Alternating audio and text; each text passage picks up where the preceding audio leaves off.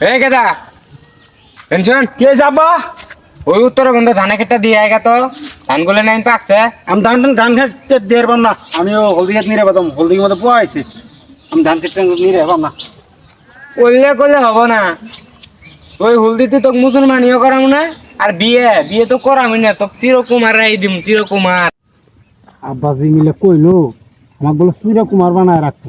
মুসলমানি বললো আমার করাই না, আবার চিরকুমার বানায় রাখতো। আরে বালেন হলদি মুলদি দিয়ে নিজেই বাল কি বাল।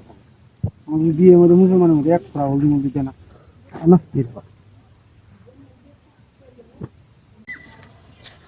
কেরে বন্ধু, হ্যাঁ রাস্তা দিয়ে আসার সময় দেখলাম তোর বাপ তো মেলা চিল্লাচিল্লি করতেছে, তো গুলো মুসলমানিও করাই দিব না, বিয়েও করাবো না, চিরকুমার গুলো রাই দিব। তাই খুব ভালো পারতেছে। এখন আবার তো ঝামেলা আর এটা কি ইতি আবার তোর মায়াবতীর বিয়ে এখন কি করবি?